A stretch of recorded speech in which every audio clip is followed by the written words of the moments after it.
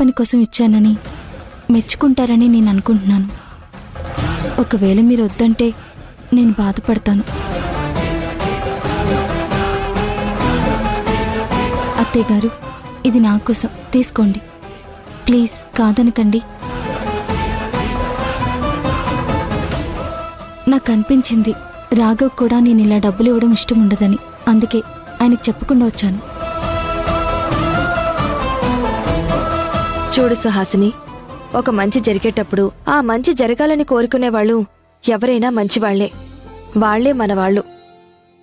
ఇంట్లో జరుగుతున్న గొడవలకు జరగబోయే సీమంతానికి ఎలాంటి సంబంధం లేదు. ఇంట్లో చికాకులెప్పుడూ ఉంటూనే ఉంటాయి.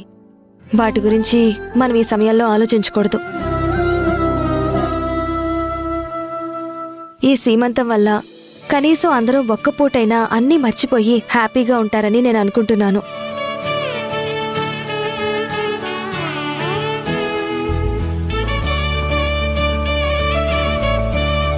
ఈ ఇంట్లో ఎవరికేం కావాలో ఎప్పటికప్పుడు ఏ లోటు రాకుండా చూసుకునే నీ మనసంటే నాకు చాలా ఇష్టం వదినా.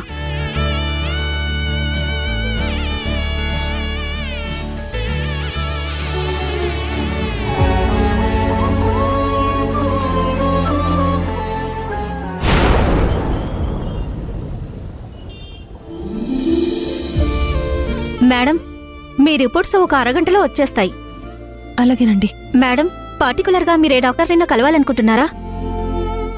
డాక్టర్ సుమతి గారిని కలవాలి. Okay sir. మేడం అవైలబుల్గా ఉన్నారో లేదో మేము చెక్ చేసి చెప్తాం. ఒకవేళ ఆమె అవైలబుల్గా ఉన్నారంటే ఆమెతోనే అపాయింట్మెంట్ ఫిక్స్ చేస్తాం. లేదంటే వేరే ఏ డాక్టర్తోనేనా అపాయింట్మెంట్ ఫిక్స్ చేస్తాం. వీళ్ళు డాక్టర్ సుమతి గారి అపాయింట్మెంట్ తీసుకోవాలనుకుంటున్నారు. ఈ విషయం సింహరాజు గారికి వెంటనే చెప్పేయాలి.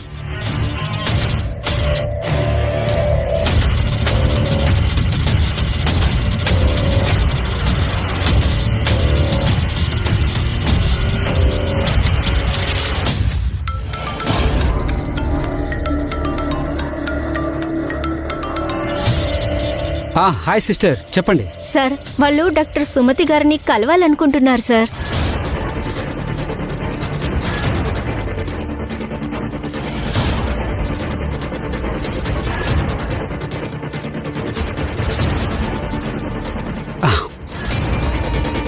సిస్టర్, నువ్వు ఒక పని చేయి. వాళ్ళు డాక్టర్ సుమతి గారి దగ్గర చూపించుకోవాలనుకుంటున్నారు కాబట్టి ఆవిడ అవైలబుల్ లేదని చెప్పేసి. అదేంటి సార్, ఆవిడ ఉన్నారు కదా.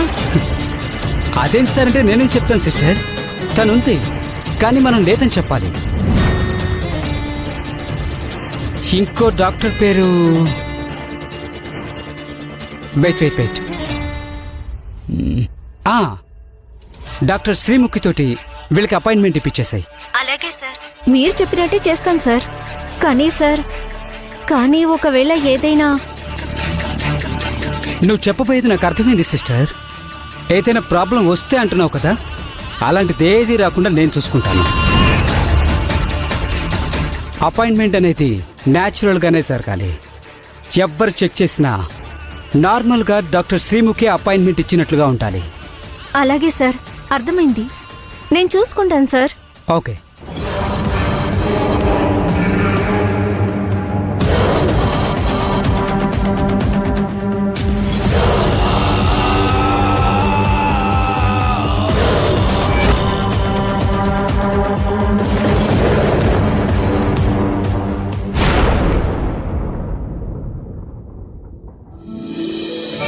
సీమంతానికి ఇంకా ఏమేం కావాలో అన్నీ మనం ముందుగానే ఏర్పాటు చేసుకోవాలి.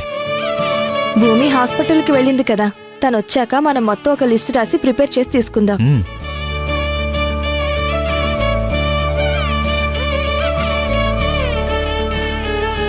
నీకోసమే ఎదురు చూస్తున్నాం భూమి. హాస్పిటల్లో ఏం చెప్పారు, ఎలా ఉందన్నారు?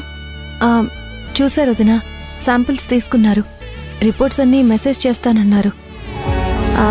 డాక్టర్ అపాయింట్మెంట్ కూడా తీసుకున్నారా? అపాయింట్మెంట్ కూడా ఫిక్స్ చేశారు వదినా.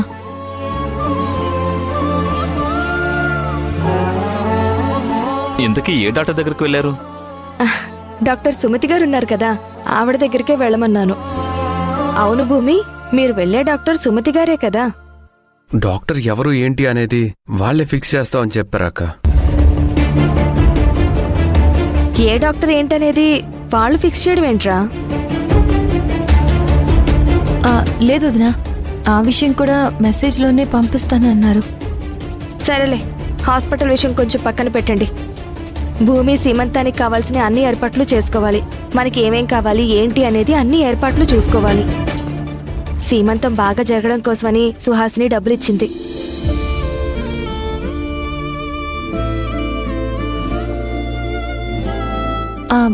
సుహాసిని డబ్బులు ఇవ్వడం ఏంటి? భూమి నాకు తోడబుట్టిందాల్లాంటిది, దగ్గరుండి నేను కూడా సీమంతాన్ని జరిపించాలి, ఇవి ఉంచండి అంటూ డబ్బులిస్తూ ఉంటే మంచి కోసమే కదా తనిచ్చే డబ్బులు అని సరే అన్నాను.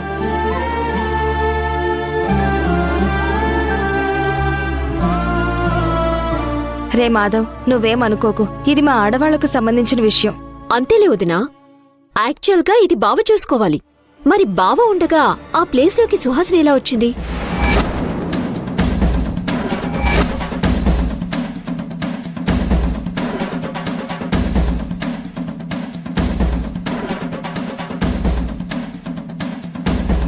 నువ్వే చెప్పు మాధవ్. మీ అన్నయ్య చూసుకోవాలి, కరెక్టే. మరి మీ అన్నయ్య చూసుకున్నప్పుడు ఇంకెవరు చూసుకోవాలి? ఆయన తాళి కట్టిన భార్యగా ఆ పనులన్నీ ఎవరు చూసుకోవాలి? నేను చూసుకోవాలి. కాని నా చేతికి అప్ప చెప్పకుండా ఆ సుహాసిని ఎలా వచ్చింది?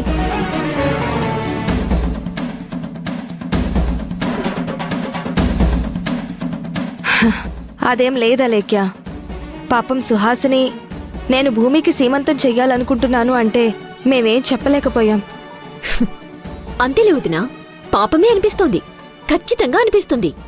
ఎందుకంటే ఇదే తన ఆఖరి కోరిక అని చెప్పుంటుంది కదా.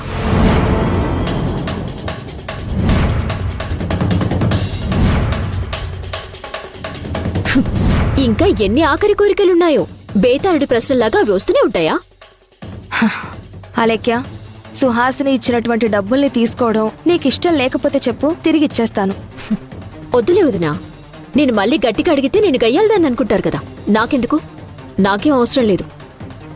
మళ్ళీ ఇప్పుడు నువ్వు ఆ డబ్బులు తిరిగిచ్చి పంపించేస్తే మీ తమ్ముడు రాఘవయ్య గారు మళ్ళీ నా మీద కోపడతారు. మళ్ళీ ఇదంత అవసరమా?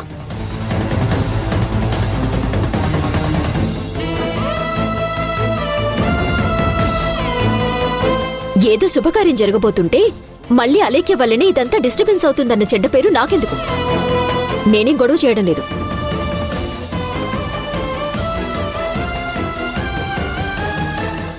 భూమి సీమంతమని ఏదో ఏ మూలను కూర్చుని చూద్దామనుకున్నాను. అది కూడా చూసే అవకాశం ఇవ్వడం లేదు కదా మీ తమ్ముడు. అంతేలే.